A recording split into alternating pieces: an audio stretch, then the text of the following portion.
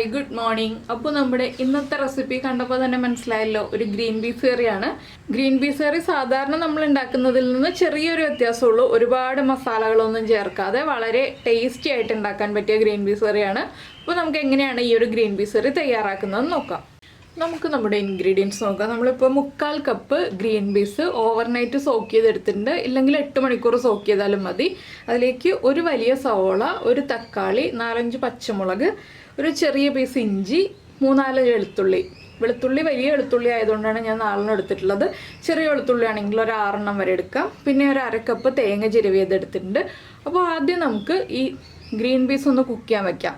നിങ്ങളുടെ കയ്യിലുള്ള ഗ്രീൻ പീസിൻ്റെ കുക്കിംഗ് ടൈം അനുസരിച്ച് വ്യത്യാസം വരും കേട്ടോ. ഞാനിപ്പോൾ ഒറ്റ വിസിലാണ് കുക്ക് ചെയ്തെടുക്കുന്നത്. എന്താണെന്ന് വെച്ചാൽ എൻ്റെ കയ്യിലുള്ള ഗ്രീൻ പീസ് ഒരു വിസിലിൽ കുക്കായി കിട്ടും. ഓവറായിട്ട് കുക്കായി പോകരുത് ഗ്രീൻ പീസ്. ഇതിലേക്ക് നമുക്ക് ഗ്രീൻ പീസിന് ആവശ്യമായ കുറച്ച് ഉപ്പ്, ബാക്കിയുള്ള ഉപ്പ് നമുക്ക് കറി റെഡിയാക്കുമ്പോൾ ചേർക്കാം. അതുപോലെ തന്നെ ഒരു 1/2 ടീസ്പൂൺ മഞ്ഞൾപ്പൊടി, ഇത്രയും ചേർത്തിട്ട് ഗ്രീൻ പീസിൻ്റെ മുകളിൽ നിൽക്കുന്ന അളവിൽ വെള്ളം ചേർക്കുക. ഇത്രയും വെള്ളം മതി. ഞാനിപ്പോൾ 1 കപ്പ് വെള്ളമാണ് ചേർത്തത് 3/4 കപ്പ് ഗ്രീൻ പീസിന്. ഇനി നമുക്കിത് ഒരു വിസിൽ വരുന്നത് വരെ വേവിച്ചെടുക്കാം. ആ സമയത്ത് നമ്മുടെ സവോളയും തക്കാളിയും ഒക്കെ കട്ട് ചെയ്തെടുക്കാം.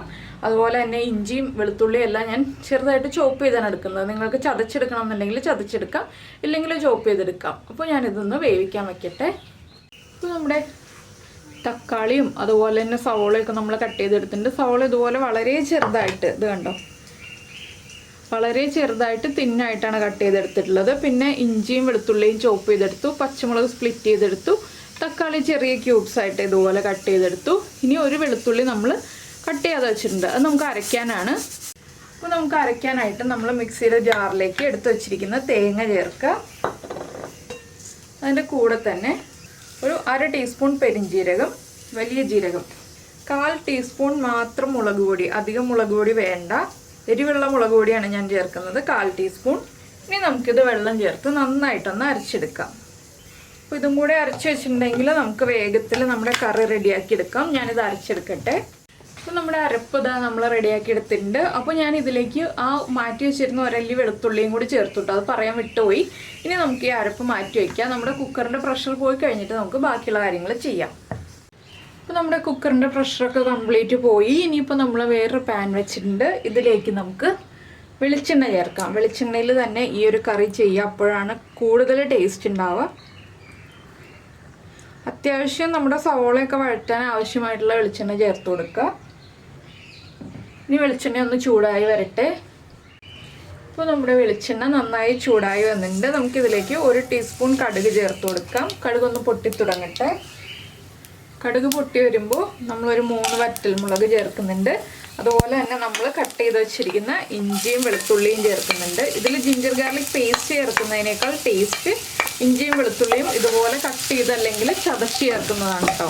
അത് പ്രത്യേകം ശ്രദ്ധിക്കുക. ഇതിലേക്ക് ഇനി നമുക്ക് ഒരു 2 തണ്ട് കറിവേപ്പിലയും കൂടി ചേർത്ത് കൊടുക്കാം. ഇനി ഇതിലേക്ക് ചേർക്കാൻ പോകുന്നത് നമ്മൾ കട്ട് ചെയ്ത് വെച്ചിരിക്കുന്ന സവോളയും ചേർത്ത് നന്നായിട്ടൊന്ന് ഇളക്കി കൊടുക്കുക. ഇതിലേക്ക് ഇനി നമുക്ക് കുറച്ച് ഉപ്പ് ചേർത്ത് കൊടുക്കാം. നമ്മൾ ഗ്രീൻ പീസിൽ കുറച്ച് ഉപ്പേ ചേർത്തിട്ടുള്ളൂ. ഇനി സവോളയ്ക്ക് ആവശ്യമായിട്ടുള്ള കുറച്ച് ഉപ്പ് ചേർക്കാം. അതുപോലെ തന്നെ നമ്മുടെ പച്ചമുളകും ചേർത്ത് കൊടുക്കാം. പച്ചമുളക് നിങ്ങളുടെ എരിവനുസരിച്ച് ചേർക്കാം കേട്ടോ. ഒരുപാട് എരിവുള്ള പച്ചമുളകാണെങ്കിൽ 2 എണ്ണമൊക്കെ ചേർത്താലും മതി. എരിവ് കുറവുള്ള പച്ചമുളകാണെങ്കിൽ 4-5 ചേർക്കാം. ഇനി സവോള ഒന്ന് നന്നായിട്ട് കളർ മാറി വരുന്നത് വരെ നമ്മളൊന്ന് വഴറ്റി കൊടുക്കുക. കുറച്ച് സമയം എടുക്കും. അപ്പോൾ ഇതൊന്ന് കുക്കായി വരട്ടെ. അപ്പോൾ നമ്മുടെ സവോളയൊക്കെ ഒന്ന് കളർ മാറി വന്നിട്ടുണ്ട്. നമുക്കിനി ഇതിലേക്ക് മല്ലിപ്പൊടി ചേർത്ത് കൊടുക്കാം. നമ്മൾ അരയ്ക്കാനൊന്നും മല്ലിപ്പൊടി ചേർത്തില്ലല്ലോ. അപ്പോൾ ഇപ്പോൾ ഒരു 1/2 ടീസ്പൂൺ മല്ലിപ്പൊടി ചേർക്കുക. ഇതിലധികം മസാലകളില്ലാത്ത ഒരു കറിയാണ്. അപ്പോൾ മല്ലിപ്പൊടി ഒന്ന് ചേർത്തിട്ട് നന്നായിട്ട് ഇളക്കുക. മല്ലിപ്പൊടിയുടെ ആ ഒരു റോ ടേസ്റ്റ് മാറി വരുന്നത് വരെ 1 മിനിറ്റ് ഒന്ന് ഇളക്കി കൊടുക്കുക. പിന്നെ ഇതിലേക്ക് തക്കാളി എടുക്കുമ്പോൾ നല്ല പഴുത്ത തക്കാളി തന്നെ എടുക്കുക കേട്ടോ. പഴുപ്പ് കുറഞ്ഞ തക്കാളി ആണെങ്കിൽ നമ്മുടെ കറിക്ക് അത്ര ടേസ്റ്റ് വരില്ല. അപ്പോൾ നല്ല പഴുത്ത തക്കാളി തന്നെ എടുക്കുക. ഇപ്പോൾ നമ്മുടെ മല്ലിപ്പൊടിയൊക്കെ ഒന്ന് കുക്കായി വന്നിട്ടുണ്ട്. ഇതിലേക്ക് തക്കാളി ചേർത്ത് കൊടുക്കുക.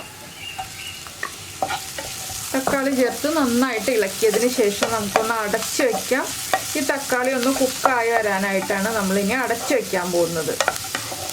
ഒരു 2-3 മിനിറ്റ് അടച്ചു വെച്ചിട്ട് തക്കാളി ഒന്ന് നന്നായിട്ട് കുക്ക് ചെയ്തെടുക്കുക. ഇനി ഇത് ഇവിടെ ഇരിക്കട്ടെ, നമുക്കൊന്ന് ഇടയ്ക്ക് ഒരു പ്രാവശ്യം ഇളക്കി കൊടുക്കാം.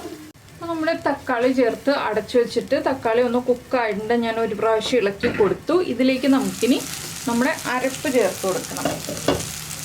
അരപ്പ് അധികം വെള്ളം ചേർക്കാതെയാണ് അരച്ചെടുത്തിട്ടുള്ളത്. അപ്പോൾ നമുക്ക് എത്ര ഗ്രേവി വേണം എന്നുള്ളതനുസരിച്ച് അരപ്പ് ചേർക്കുമ്പോൾ വെള്ളവും കൂടി ചേർത്ത് കൊടുക്കാം.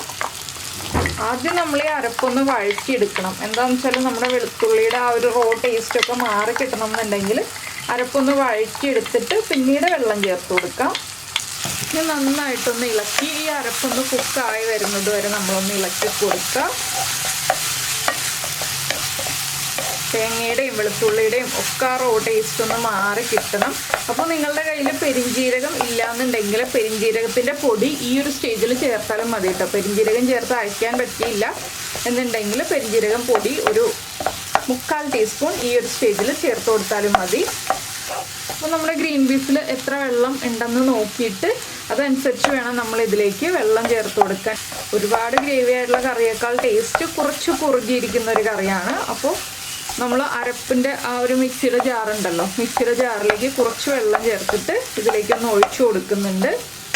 അപ്പോൾ നമ്മുടെ അരപ്പൊക്കെ ഒന്ന് കുക്കായി തുടങ്ങുന്നുണ്ട്. ഇത് കണ്ടോ, ഇതുപോലെ എല്ലാം ചേർത്ത് ഒരുമിച്ച് മിക്സായി വരും. അതുപോലെ തന്നെ നല്ലൊരു മണവും വരും ആ ഒരു തേങ്ങയൊക്കെ കുക്കായി വരുന്നതിൻ്റെ, തേങ്ങയും വെളുത്തുള്ളിയൊക്കെ കുക്കായി വരുന്നതിൻ്റെ.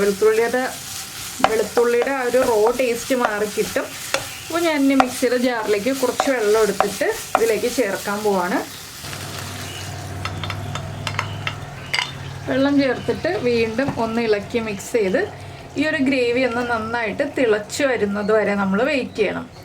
ചൂടുവെള്ളം ചേർത്താലും കുഴപ്പമൊന്നുമില്ല, ചൂടുവെള്ളം ചേർത്താലും കറിക്ക് ടേസ്റ്റ് തന്നെയാണ്, ടേസ്റ്റ് ഒന്നും മാറില്ല. അപ്പോൾ നിങ്ങളുടെ കയ്യിൽ ചൂടുവെള്ളം ഉണ്ടെന്നുണ്ടെങ്കിൽ ചൂടുവെള്ളം തന്നെ ചേർത്തോളൂ. എൻ്റെ കയ്യിലിപ്പോൾ ചൂടുവെള്ളം ഇല്ലാത്തതുകൊണ്ടാണ് ഞാൻ ചൂടുവെള്ളം ചേർക്കാതെ മിക്സിയുടെ ജാറൊന്ന് ചുറ്റിച്ചൊഴിച്ചത്. ഇനിയിപ്പോൾ ഇതൊന്ന് തിളച്ച് വരട്ടെ. പിന്നെ നമ്മുടെ ഗ്രീൻ പീസിൽ വെള്ളം കുറവാണെങ്കിൽ കുറച്ച് തിളച്ച വെള്ളം ചേർത്ത് കൊടുക്കാം കേട്ടോ നമ്മൾ കറി ആക്കി കഴിയുമ്പോൾ. നമ്മുടെ അരപ്പൊക്കെ ഒന്ന് തിളച്ച് തുടങ്ങുന്നുണ്ട്. തിളച്ചാലും കുഴപ്പമില്ല, എന്താണെന്ന് വെച്ചാൽ നമ്മൾ തേങ്ങ നന്നായിട്ട് വഴറ്റിയതാണ്, അതുകൊണ്ട് തിളച്ച് വന്നോന്ന് വെച്ചിട്ട് കുഴപ്പമൊന്നുമില്ല. അപ്പോൾ നമ്മുടെ ഗ്രേവി നന്നായിട്ട് തിളച്ചുകൊണ്ടിരിക്കുന്നുണ്ട്. നമുക്കിതിലേക്ക് വേവിച്ച് വെച്ചിരിക്കുന്ന ഗ്രീൻ പീസ് ചേർക്കാം. കുറച്ച് ഗ്രീൻ പീസൊക്കെ ഉടഞ്ഞു വരണം, കുറച്ച് ഗ്രീൻ പീസ് ഉടയാതെയും കിട്ടണം. അപ്പോൾ ഇനി ഗ്രീൻ പീസ് ചേർത്ത് നന്നായിട്ടൊന്ന് ഇളക്കി മിക്സ് ചെയ്യാം. ഇനി നമുക്കിതിലേക്ക് കുറച്ച് ഗരം മസാലപ്പൊടി ചേർക്കാനുണ്ട്. അപ്പോൾ ഗ്രീൻ പീസ് ചേർത്ത് ഒന്നുകൂടി ഒന്ന് തിളച്ച് വരട്ടെ. അതിനുശേഷം നമുക്ക് നമ്മുടെ ഗരം മസാലപ്പൊടി ചേർക്കാം. പിന്നെ നിങ്ങൾക്ക് മല്ലിയിലയുടെ ഫ്ലേവർ താല്പര്യമുണ്ടെന്നുണ്ടെങ്കിൽ മല്ലിയില ചേർത്ത് കൊടുക്കാം കേട്ടോ. ലാസ്റ്റ്, ഇപ്പോഴല്ല, ഏറ്റവും അവസാനം കുറച്ച് മല്ലിയില ചേർത്ത് കൊടുക്കാം. ഇപ്പോൾ കണ്ടോ, നല്ല ഭംഗിയുള്ള അതുപോലെ നല്ല ടേസ്റ്റി ആയിട്ടുള്ളൊരു ഗ്രീൻ പീസ് കറി റെഡി ആയിക്കൊണ്ടിരിക്കുകയാണ്. ഇനി ഒന്ന് തിളയ്ക്കണം. അതിനുശേഷം നമുക്ക് ഗരം മസാലപ്പൊടിയും കൂടി ചേർക്കണം. അപ്പോൾ നിങ്ങൾക്ക് ഈ ഒരു വീഡിയോ ഇഷ്ടമായിട്ടുണ്ടെന്നുണ്ടെങ്കിൽ ഒന്ന് കമൻറ്റ് ചെയ്യാൻ മറന്നു പോരുത് കേട്ടോ, ഇഷ്ടമായോ ഇല്ലയോ എന്നുള്ളത്. അതുപോലെ തന്നെ ലൈക്ക് ചെയ്യാനും മറന്നു പോരുത്. ഇഷ്ടപ്പെട്ട റെസിപ്പി ആണെങ്കിൽ ഒന്ന് ലൈക്ക് ചെയ്ത് വിടണേ. പിന്നെ നമ്മുടെ ചാനൽ ആദ്യമായിട്ടാണ് കാണുന്നതെങ്കിൽ നമ്മുടെ വീഡിയോ പ്രസൻറ്റ് ചെയ്യുന്ന രീതിയൊക്കെ ഇഷ്ടമായി എന്നുണ്ടെങ്കിൽ നമ്മുടെ ചാനലൊന്ന് സബ്സ്ക്രൈബ് ചെയ്ത് സപ്പോർട്ട് ചെയ്യണേ. സബ്സ്ക്രൈബ് ചെയ്യുന്നതിന് ഈ വീഡിയോയുടെ താഴെയുള്ള റെഡ് സബ്സ്ക്രൈബ് ബട്ടൺ ഒന്ന് ക്ലിക്ക് ചെയ്യുക. അതിൻ്റെ റൈറ്റ് സൈഡിലുള്ള ബെല്ലൈക്കണും ക്ലിക്ക് ചെയ്യുക. അപ്പോൾ ഓളെന്ന് പറഞ്ഞിട്ടൊരു ഓപ്ഷൻ കാണാം. ആ ഓളും കൂടി പ്രസ് ചെയ്തിട്ടുണ്ടെങ്കിൽ ഞാൻ എപ്പോഴും വീഡിയോ അപ്ലോഡ് ചെയ്യുമ്പോൾ നിങ്ങൾക്ക് നോട്ടിഫിക്കേഷൻ വരും. ഇപ്പോൾ നമ്മുടെ കറി തിളച്ചു തുടങ്ങി. നമ്മൾ ഇനിയാണ് തീരുമാനിക്കേണ്ടത് എത്രത്തോളം ഗ്രേവി വേണം, നന്നായിട്ട് കുറുകണോ വേണ്ടയോ എന്നുള്ളത്. കുറുകണം എന്നുണ്ടെങ്കിൽ കൂടുതൽ സമയം തിളപ്പിക്കുക, ഇല്ലെങ്കിൽ ഉടനെ തന്നെ നമുക്ക് ഫ്ലെയിം ഓഫ് ചെയ്യാം. ഗരം മസാലപ്പൊടിയും കൂടി ചേർത്തിട്ട് നമുക്ക് ഫ്ലെയിം ഓഫ് ചെയ്യാം. ഇത്രയേ ഉള്ളൂ. അപ്പോൾ എല്ലാവരും ട്രൈ ചെയ്ത് നോക്കും എന്ന് വിചാരിക്കുന്നു. ഇപ്പോൾ നല്ല എന്താ പറയുക, നമ്മുടെ അപ്പത്തിൻ്റെയും ഇടിയപ്പത്തിൻ്റെയും ഒക്കെ കൂടെ കഴിക്കാൻ പറ്റിയ നല്ലൊരു കറിയായിട്ട് റെഡിയായി വന്നിട്ടുണ്ട്. ഉപ്പ് ചെക്ക് ചെയ്യുക, ഉപ്പ് കുറവാണെങ്കിൽ ഉപ്പ് ചേർത്ത് കൊടുക്കുക, എരിവ് കുറവാണെങ്കിൽ 1-2 പച്ചമുളക് സ്പ്ലിറ്റ് ചെയ്ത് ചേർക്കുക. അല്ലാതെ നമ്മൾ മുളക് പൊടി ചേർക്കരുത്. മുളക് പൊടി ചേർത്തിട്ടുണ്ടെങ്കിൽ നമ്മുടെ കറിയുടെ കളർ മാറിപ്പോവും. ഞാൻ ഒരു 1/2 ടീസ്പൂൺ ഗരം മസാലപ്പൊടിയും കൂടി ചേർക്കുകയാണ്.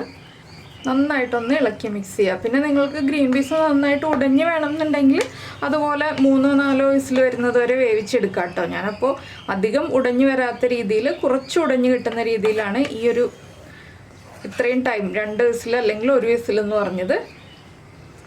അപ്പോൾ ഇനി ഉപ്പൊക്കെ ചെക്ക് ചെയ്യട്ടെ. ഉപ്പ് കുറവാണെങ്കിൽ ഉപ്പ് ചേർത്ത് കൊടുക്കട്ടെ. അതിനുശേഷം നമുക്ക് അപ്പത്തിൻ്റെ കൂടെ ചേർത്ത് കഴിക്കാം. ഞാൻ ഇന്ന് അപ്പമാണ് ഉണ്ടാക്കിയിട്ടുള്ളത്. അപ്പോൾ അപ്പത്തിന് കറിയായിട്ടാണ് ഈ ഒരു ഗ്രീൻ പീസ് കറി റെഡിയാക്കിയിട്ടുള്ളത്.